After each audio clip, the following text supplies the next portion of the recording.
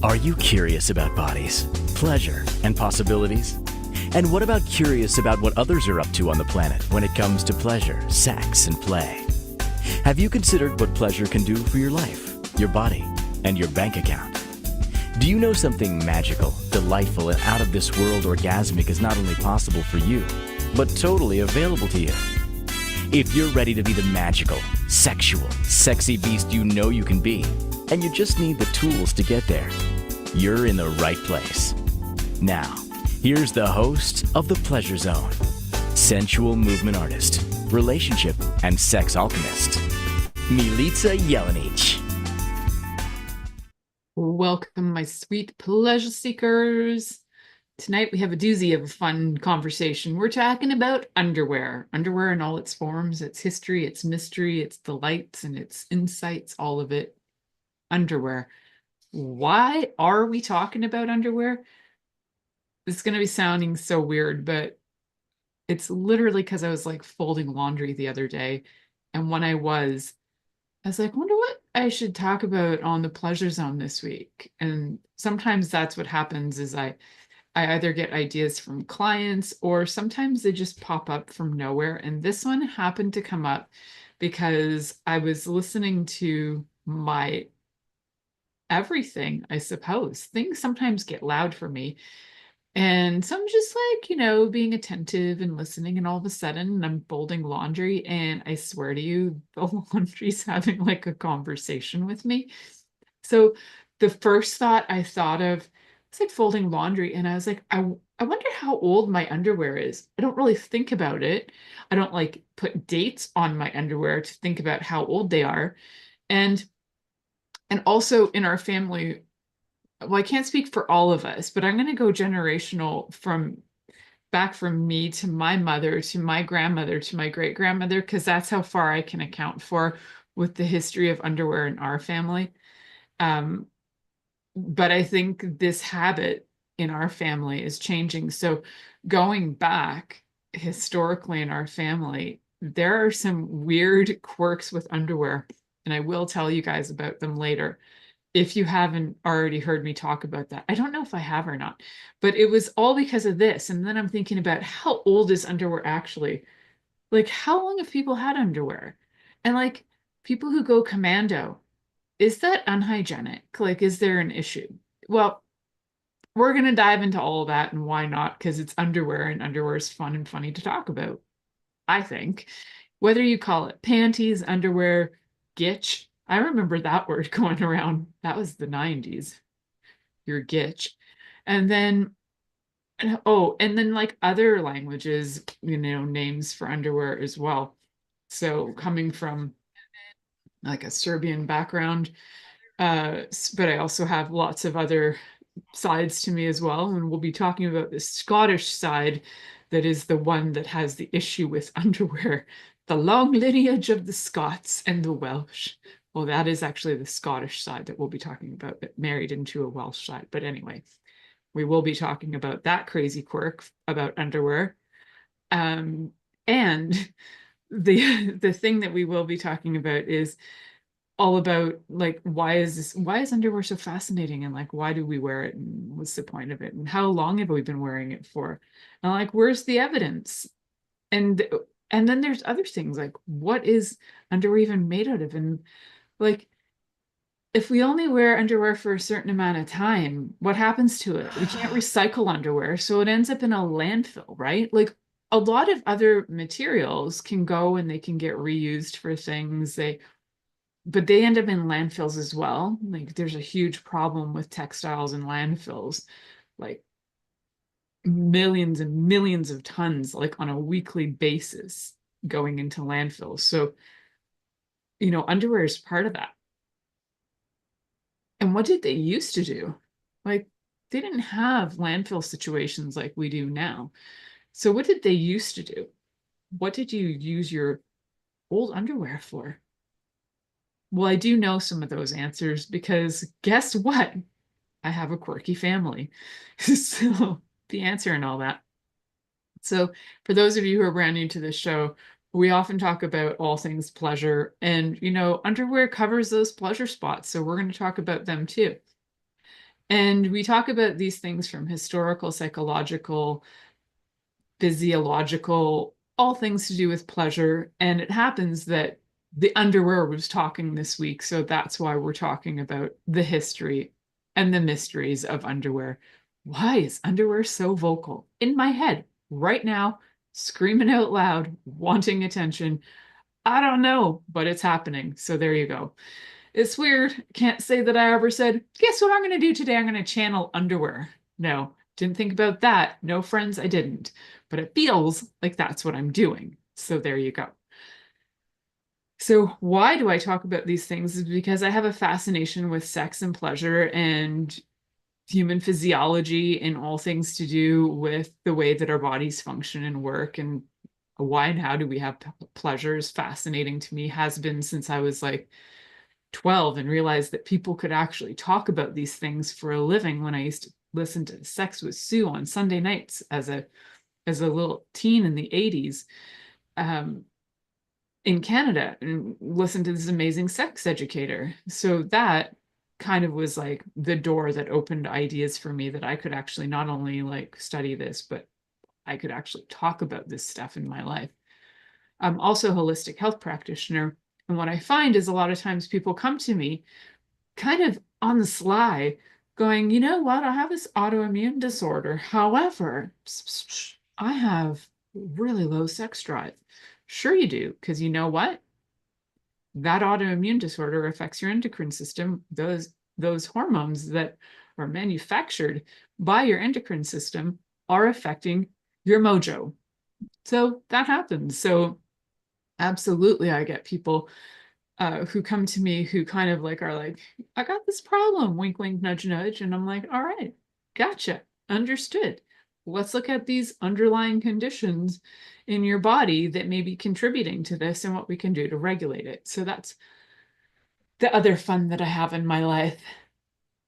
And I definitely have a lot of fun doing research for this show. And tonight's research was a hoot and a half, I have to tell you. I started off with just go Google search. I mean, I'm sure that my cookies and my like history is going to bring me websites that maybe you guys never even knew existed or don't necessarily show up top of your list, but they show up top of my list. But if you Google search the history of underwear, you're going to find that there is a lot of information out there. And some of the information is very specific. It'll be like the history of underwear in Asia, the history of underwear from Africa. So different continents, definitely. And I'm going to go with some basic concepts and some ideas that are from, I would say, Western history, because that's where my reference material comes from. And my stories of my Scottish grandmother, also part of Western history. So um, so I will be diving into a few of those things. I hope you guys sit back, relax, and enjoy. This is a totally fun and funny show. And if you happen to know more about underwear than I do and would love to come on and talk about underwear sometime in the future, and I know there are some really amazing historians out there who do fashion history. And if you happen to be an expert in fashion history, and you happen to be not only an expert in fashion history, but if you happen to be an expert in the niche of underclothing, like whether you're talking about all the different stays and corsets and slips and different like petticoats, all of that stuff.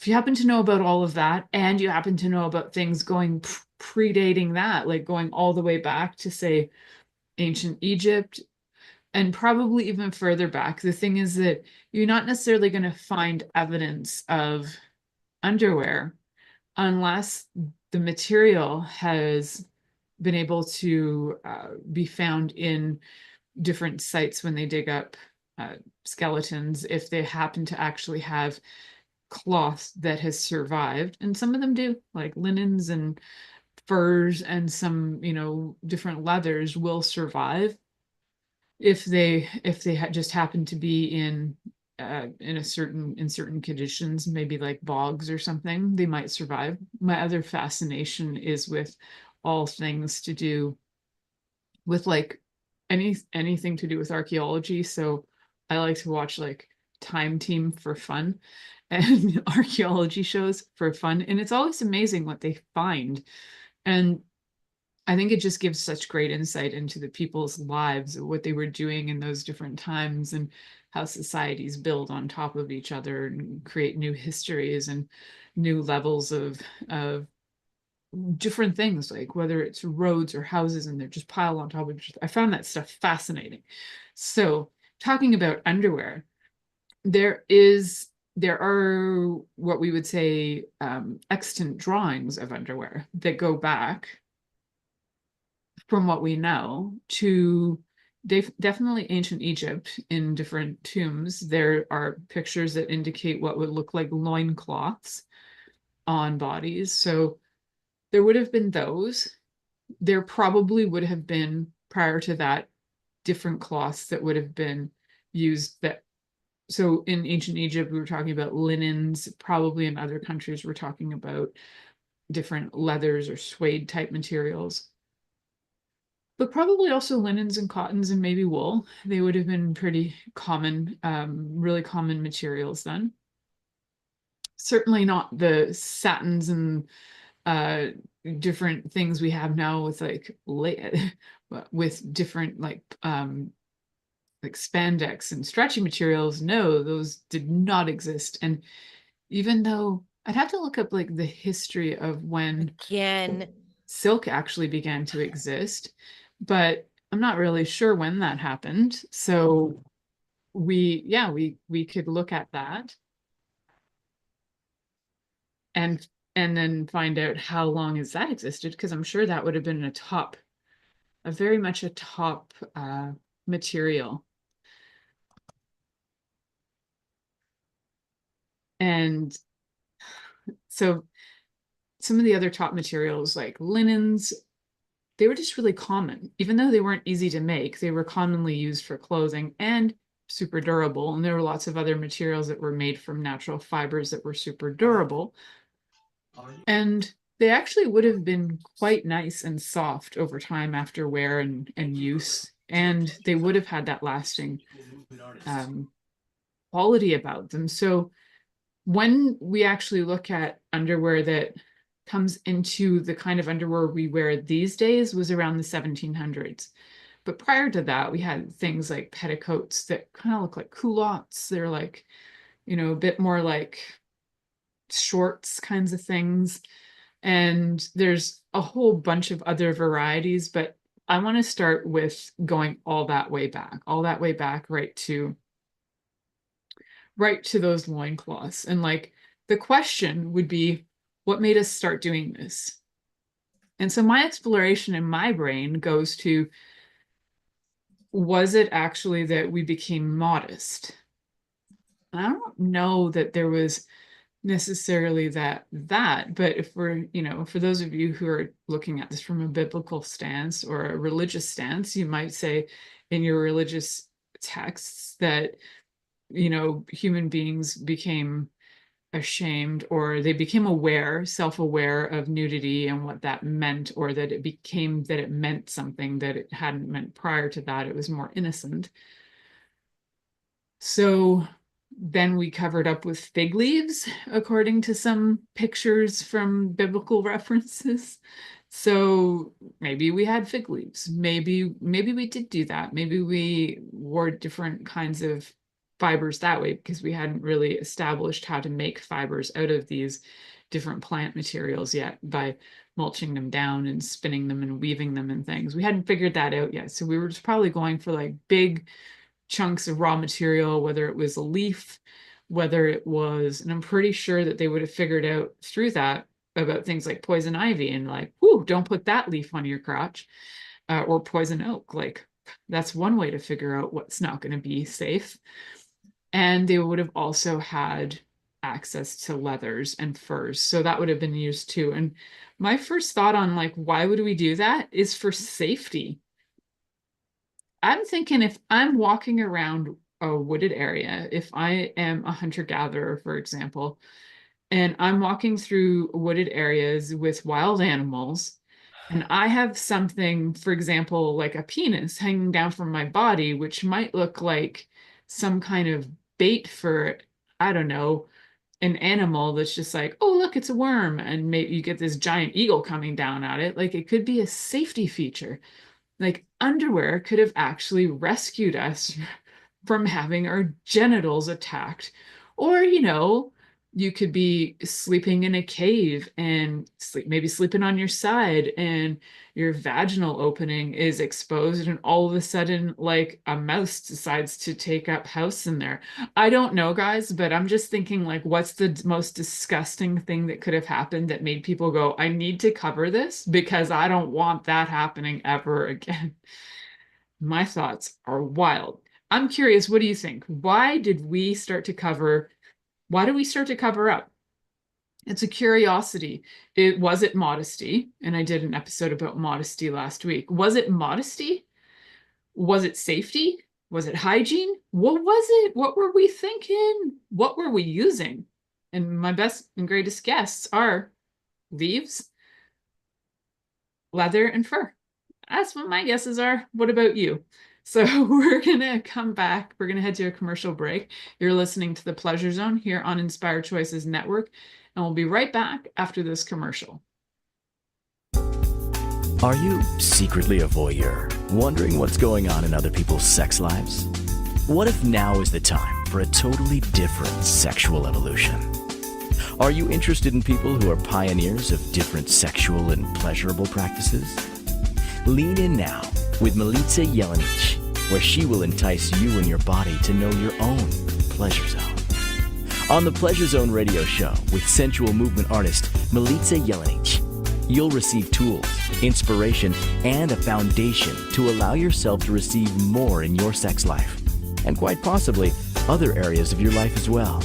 Listen for the Pleasure Zone with Milica every Monday at 8 p.m. Eastern Time, 7 p.m. Central Time, 6 p.m. Mountain Time, and 5 p.m. Pacific Time on Inspired Choices Network. What?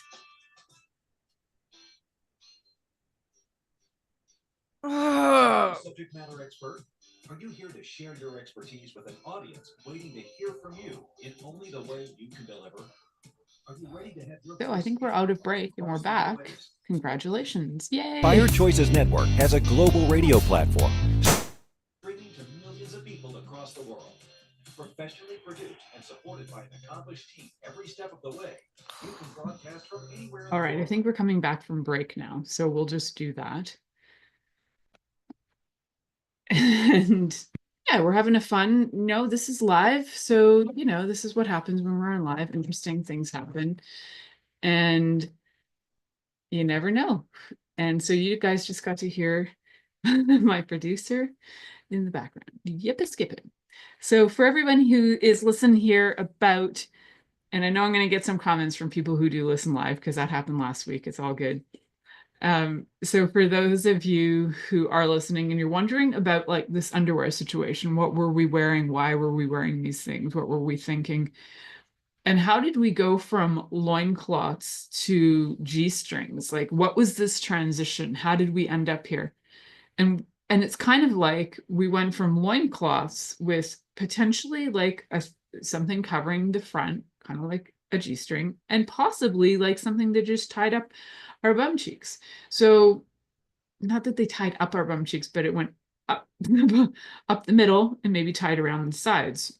Probably say, I don't know why we did that, but there seemed to be some evidence of that somewhere, or historians, when they go to put together, or archaeologists, when they go to put together scenes from, Neolithic man or different timelines of, and I'm not going to get those terms correct because I'm not an archaeologist, but when you go and you say, go to the museum and you see different scenes, and you might notice that, back then the thought was that, yes, there was just this part that covered the front, likely for safety. That's my guess, rather than modesty. It's probably that concept didn't really kick in until religions really started to develop. So prior to anything religious, in the context that we know religion today, that probably wasn't a big deal. And the reason I say that is because there still are cultures on the planet and different parts of the world that are really remote where people are still wearing clothing that would probably be very similar to what was going on, say, 25, 30,000 years ago. And, you know, whether it's people and tribes that are in like remote areas of South America or remote areas of Africa, there's going to be some very interesting I think correlations to some of the things that you would look or think that you're going to look to find in dating back several thousands of years. So in some of those cultures, actually, I've seen, I don't know, because it's one of those things I like to watch, seen videos where they actually don't cover their genitals at all, but they might have a flap on their bum, which might be just a practical thing of covering your bum for like when you're sitting down so that, you know, you're not leaving anything behind if you don't have like necessarily easy access to water to wash your body all the time. It could be a hygienic thing, could also be a belief system thing. So I don't think people go around asking those cultures, why do you cover this and not that? Though that would be my main question. And if you know the answer to why do they cover certain things and not other things, I would love to know. So I find it fascinating. So we look at those historical things because there are evidence of those, whether it's in drawings that are on walls or whether it's in different things that they found in archaeological sites. All of those things are probably going to lend us to some ideas of what existed. So we're going to move forward. And we're going to move forward to the linen cloth that was more of a loincloth rather than those ones that were like fig leaves and leather and all of that. And so we move forward to like the time of production of materials where things like cottons and wool and linen are being made. And people are using that in practical ways. Probably they're covering up things that maybe for some reason at this point, you know, people are becoming a little bit more self-aware, self-conscious of, or comparing maybe each other's genitals. Like maybe it's like they're covering genitals so that you can't say, oh, so-and-so's this and so-and-so's that. There could be that. It could also be covering it to add a little bit of allure or interest. Don't actually know the logic behind why we started doing that. And it could be hygienic. Don't really know. But if you do look at, there is evidence in Roman times that the Romans did wear a variation of like a loincloth that was linen. And they were very hygienic. They loved their Roman baths, their big baths. They loved all of that stuff. They were also really into orgies and they were into all kinds of interesting things. And man, could they war. And they were really big on, you know, taking over the world and just expanding the Roman Empire like crazy.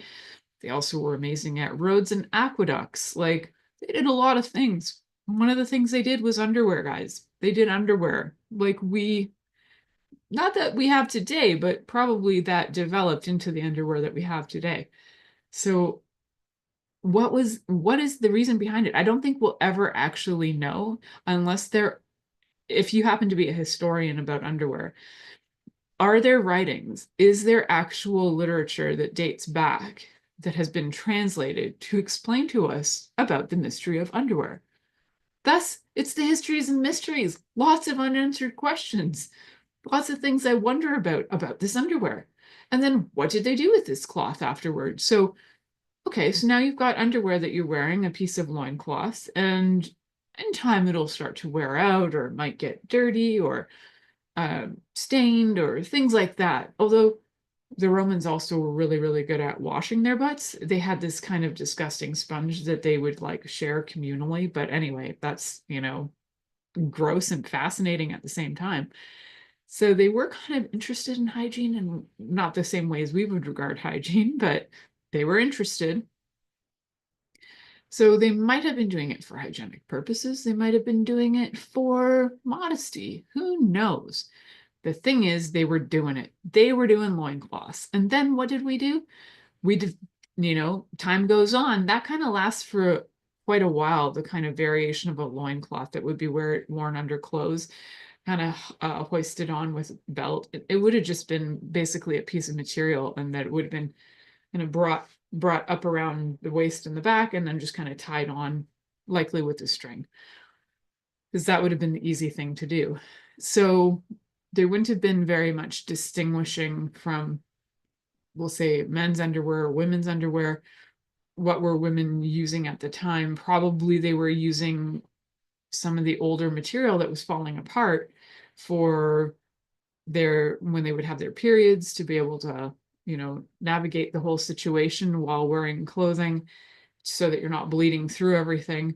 They were probably doing that, although lots of other cultures were not going to be doing that. They were doing the red tent sort of idea, where you would go into a version of seclusion and spend time with other women who were bleeding. So that wouldn't have necessarily been a concern about like stopping the blood from going through your clothes, because you would have been sitting, meditating, doing works for your community, in a very thoughtful way for that period of time. So the situation may have been that underwear also occurred for women in a different way than it did for men as time goes on, and we start to have the need for things like, well, let's say, for example, like women's modern underwear has gussets and men's do not, right? They look very different and they function very differently. And so the question is, like, why is that? Why don't men have a version of a gusset at the front of their underwear? But they don't. Whoever decided to design it decided not to give them that for extra added absorption, right? Maybe there's new modern underwear that do have this absorption thing. I haven't seen any that have come out that have that, but maybe there will. And so women's underwear does. And I don't know about you, but that gusset never makes sense as to where it's located. I don't know. I don't know whose body it's modeled after, but it certainly wasn't mine. It is in the like weirdest location. I'm not sure what it's supposed to be catching. But anyway, the gusset, it's such a weird thing in underwear. And that is so modern. Probably only in the last 100 years have we had a gusset in underwear. Maybe we had some variation of that prior. So we're looking at it all from, pretty much from the time of the Romans until about the 15th century, even closer to the 17th century. We have this similar kind of versions of underwear going on, whether it's just wearing a loincloth or whether we're wearing things that are kind of like shorts. The petticoat, petticoats that had kind of, they would have been kind of like slips, but then some of them would have also had the variation where you might have had sort of like a pant short thing going on too. Also could be because of periods, could also be for warmth, that they were designed, but that wasn't as common from what I was reading about. So, but again, I'm not a historian about underwear, guys. This is more of a fascination. So feel free to add information and whatever you like to this weird, wild, wacky chat. So why have we all chosen to stick with this thing that we started thousands of years ago? Was it generational? Did we all say you have to do this? It's, your grandmother wore underwear, so you should wear underwear. Are we moving out of that? Are people becoming really big on commando? Like, what's happening in the world right now? And actually, quite a few people are really big on commando that I personally know. And you know what? It's kind of an interesting thing to me. So I looked it up just to see what do doctors say about this going commando. And strangely, they say there is no reason why you can't, as long as you stay clean, which surprised me because I'm thinking like jeans, there's friction, different materials right up against your genitals could also hold in more moisture, creating more fungal infections, yeast infections, that sort of thing. So I was like, really? Is that true that there's not a really good medical reason to use this? To me, I think there is, just as long as you're using materials that are healthy and breathable, because if you're using ones that aren't, then you're just going to be holding in moisture and whatever, because we sweat. It's what we do. So, yeah, it's a curiosity, right? Anyway, we'll talk more about this weird, wacky, wild subject when we return. You're listening to The Pleasure Zone here on Inspired Choices Network, and we'll be right back after this commercial. Are you secretly a voyeur, wondering what's going on in other people's sex lives? What if now is the time for a totally different sexual evolution? Are you interested in people who are pioneers of different sexual and pleasurable practices? Lean in now with Milica Jelenic, where she will entice you and your body to know your own pleasure zone. On the Pleasure Zone radio show with sensual movement artist Milica Jelenic, you'll receive tools, inspiration, and a foundation to allow yourself to receive more in your sex life, and quite possibly other areas of your life as well. Listen for The Pleasure Zone with Milica every Monday at 8 p.m. Eastern Time, 7 p.m. Central Time, 6 p.m. Mountain Time, and 5 p.m. Pacific Time on InspiredChoicesNetwork.com.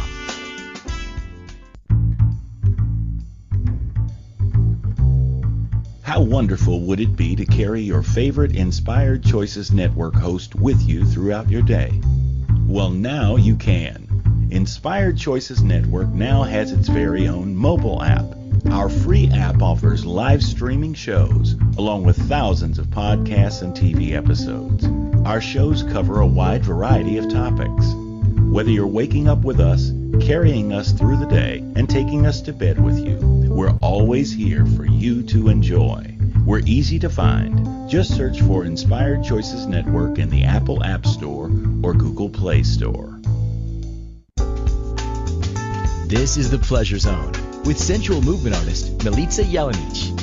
To participate in the program today, join our live studio audience in our chat room at InspiredChoicesNetwork.com. You can also make the choice to ask or comment by email, info@milicajelenic.com.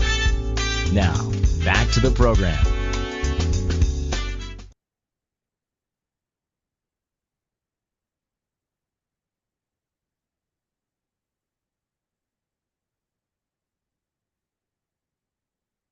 Welcome back, my sweet pleasure seekers. So just before break, we were talking about linen underwear. And although I was talking about it as being from Roman times, it actually does go even back before that. From what I am, so there's a site called thecollector.com that has the history of underwear if you want to like learn more about this. So very interesting stuff to me.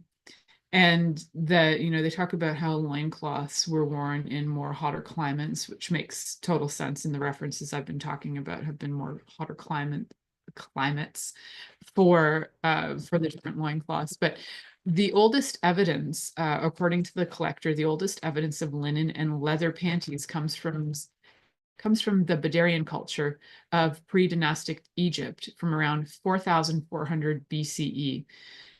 So those were the most common materials used back then. And that trend continued for thousands of years, right into ancient Rome. And then, different materials start to be created over time, right? Like silks and things, but they would have been really expensive to use in that time. But in the Roman Empire as well, wool was a common material, and silk also started to show up then, but it was really expensive. So unless you were wealthy, you weren't wearing silk underwear for sure. That would have been because they started traveling east, so they would have gotten materials from different Asian countries. That's really where the silks were being made. That's the Silk Road. If you've ever heard the term of the Silk Roads, they traveled those roads. So one of the things that they talk about in this article is how nudity at the time of the Roman Empire was tied to class. So gladiators wore loincloths. Gladiators were not just slaves, but they were also usually imprisoned. So they wore loincloths and other forms of underwear as outerwear, while the higher class tended to cover their entire bodies with, things like togas and other garments and dresses, um, and they often didn't bother wearing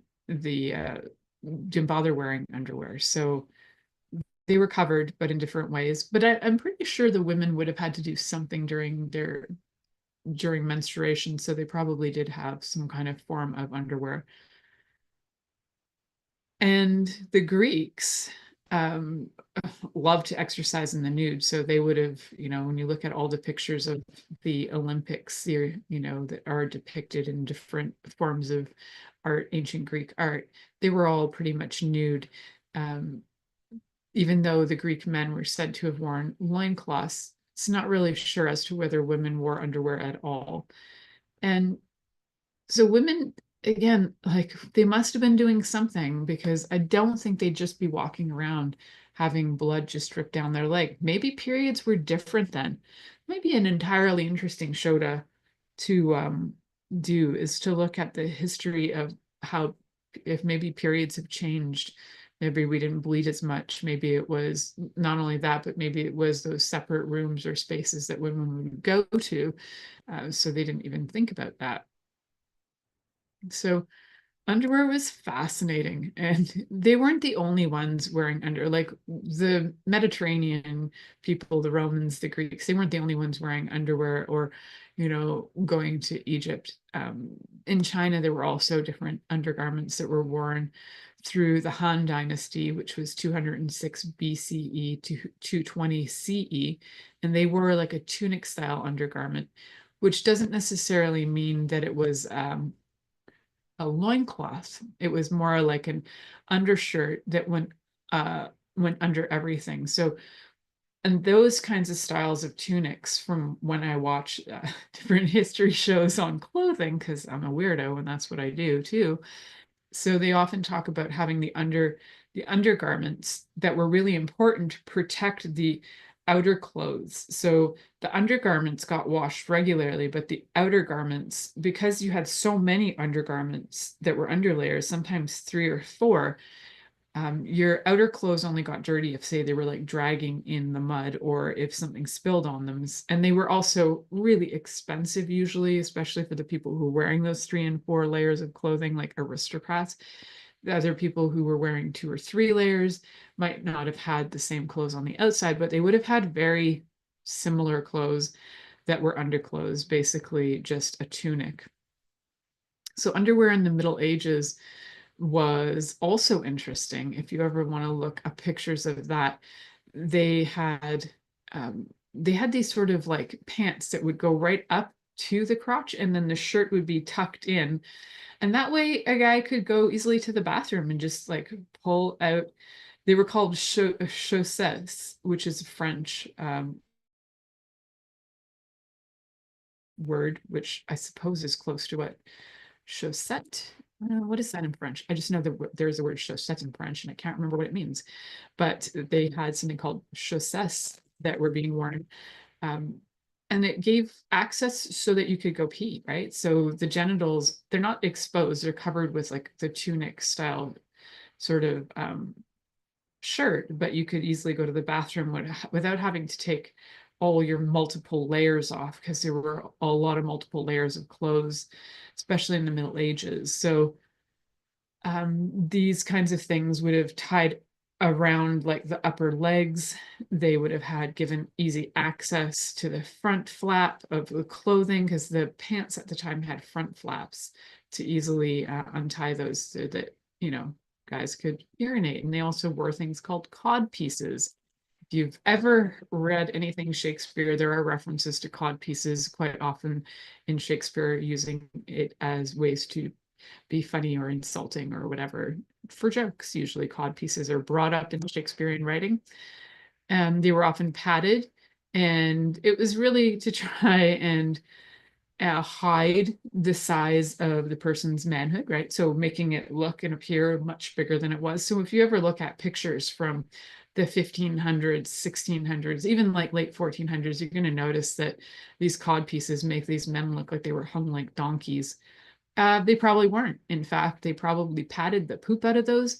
Women were wearing padding at the time too to make their butts look bigger. They had ones that made their hips look bigger. The padding in clothing was actually very intentional, and they would even have extra pieces to put under the clothes so that they would have the padding going on. And those shirts, those tunics at the time were called chemise, just like they in French still it means a shirt. And they wore those chemises too, and they would tuck into their clothes, and the women would wear them too. They were all these like underclothings that were very useful in protecting the outer clothes. So yeah, if that's something that's interesting to you, go out, just have a hoot and a laugh, because it's fascinating. But you'll find that there's also a whole other history too, like around bras, and not only just bras, but like corsets and stays and things that would have held the boobs in place. And that goes back really far too. In fact, in China, the Ming Dynasty, there's evidence of things that were very much bra-like back to like the 1360s to the 1640s. So wild. And it was there. It was there for ages and ages. And they have some of this stuff still surviving as material in different museum pieces. Some of them dating back as far as the 15th century, which is, well, as some of the undergarments, maybe even further back as extant pieces. So yeah, if that is a curiosity to you, maybe I'll even see if I can find somebody who's an expert in corsets and things, because I'm definitely not an expert in it. But when I have heard people who are experts in corsets and stays and different pieces like that, I find it fascinating. Like the stuff they know, it's just amazing. So I'm not that level of education on undergarments, but I definitely find it fascinating. So I'm happy to share what I have gleaned from my research in the last few days around this. So this whole idea of guys having cod pieces to like make sure their manhood looks bigger, like now we're at a day and age where there are bras that can make your boobs look 2 sizes bigger, and there's underwear that can make your butt look bigger. There's all kinds of stuff happening that makes our bodies look different than they are. So yeah, so we're an interesting group of people, aren't we? Where no matter what, at some point in history, we'll want our noses to look bigger, or our boobs to look bigger, or smaller, or our butts to look bigger, or our tummies to look bigger. We're somehow never fully satisfied with how we look. And we always are on the hunt to try and change things. Why? Because I think, innately love change, and we're curious and strange creatures. So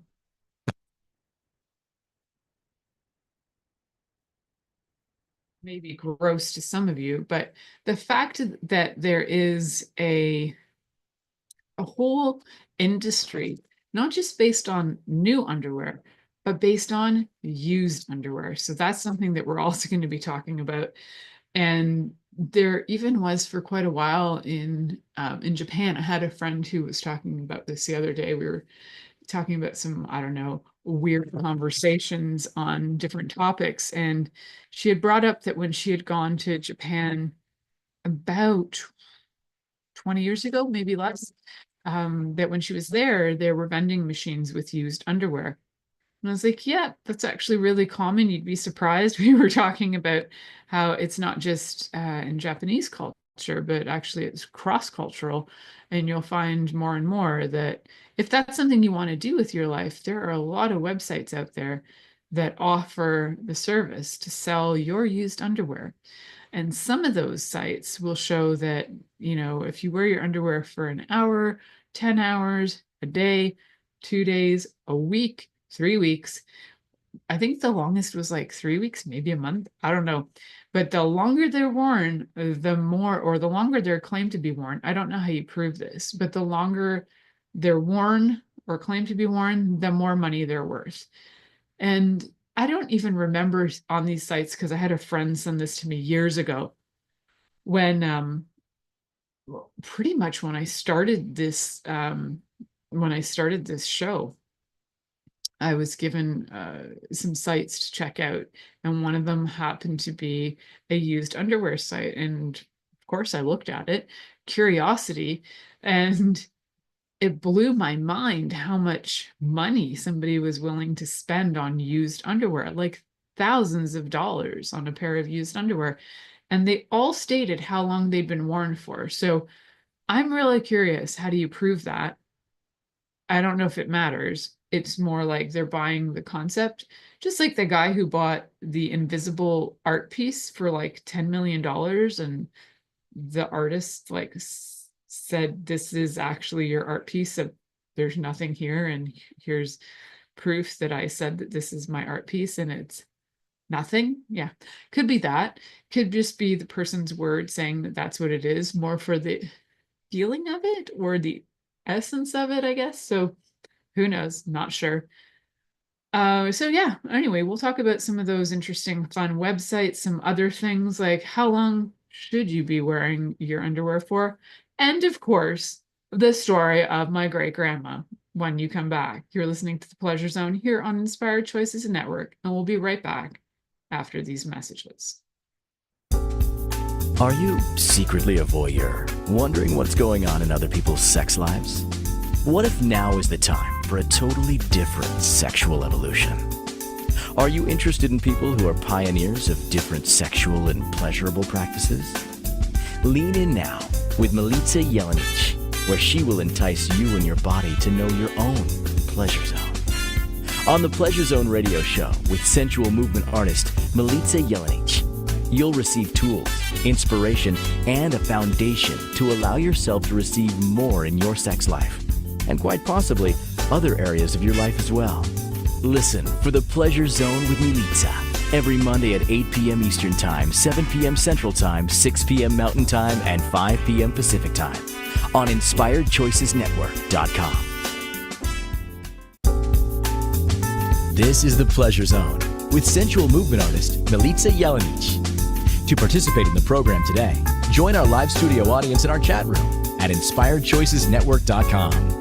You can also make the choice to ask or comment by email, info@MilicaJelenic.com. Now, back to the program. Welcome back, my sweet, sweet pleasure seekers. So just before break, I kind of mentioned that, people are getting on websites and selling their used underwear. This isn't new, guys. This has been going on for like decades, since the internet has been available. That was like the first things that went out there were all sex-related sites. And definitely used underwear was one of them. The top search that when I go to search websites that sell used underwear, the top site that comes out twice in a row is Sniffer. SNIFFF, 3 F's, sniffer.com. And if you're looking to sell your used underwear, apparently that's a safe place to go. And you can get a whiff on that anonymously. So there are people who try and sell it on eBay and things too, but eBay is not okay with you selling used underwear, even if it's washed. So there are different sites. If you want to go on and you look up websites that sell used underwear, there is an entire lineup about the top sites like Panty Deal, Sophia Gray, All Things Worn, Sniffer. They do put eBay on there, but that's not a smart move because eBay is not interested in selling used stuff. So it can be a challenge for people, especially who are buyers, but also people who are sellers. There's, a lot of scams and privacy issues. So it's tough to find reliable platforms, they say. And so some of the best sites that I had mentioned, they're selling underwear from anywhere from starting at around $200. People are making like $200 to $500 extra a month on selling their underwear. So I guess it depends on what you're buying it for. If you're buying underwear that's like $50 and you're selling it for less than that, I don't know if that's worth it. You could probably wear your underwear for a little while to make it worth it. So there are sites that are free to sign up, but you have to pay like a monthly fee. So Panty Deal is one of those ones that you can sign up for free, but there's a monthly deal whether you sell or not. So, and the competition is apparently really intense. Sophia Gray, you'll be charged $24.99 for 3 months, or there's like 6-month deals, and you get to keep 100% of your panty sales. So look up what you're interested in, what works for you. You can also get like Sniffer for $10.95 for a month, or like you can get 6 months for different prices. And there's also ones called All Things Worn. But those are not just underwear sites. Those are all kinds of all things worn and used. Kink coins. Yeah, so there's apparently you can sell them on Twitter, but I'm kind of surprised that people would go on Twitter. If you look under used panties and selling panties and used panties, apparently you'll find all kinds of sites by going through Twitter.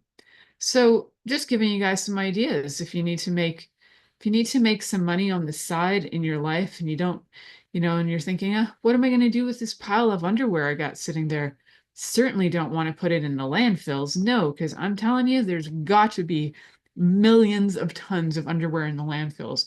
It's like, you're not going to buy that from, I don't know, like a secondhand shop, are you? I don't think so. Unless you're doing it for kinky purposes, I don't know what you'd use used underwear for. Although, I wanted to let you guys know, my great-grandmother would not just keep her underwear for as long as she could and mend them. And I stopped doing that about 5 years ago, guys. I was in the mending phase. I'd be like, oh, the elastic's gone. I'll just put in a new elastic. I don't know what it was. It was a strange genetic thing that got passed on from my great-grandma, the Scotswoman, who passed it on to my grandmother, who passed it on to my mother, who passed it on to me. And I am breaking the generational curse of underwear. And I have, in the last 5 years, I actually now throw out old underwear, but we used to use them for dusting. Absolutely.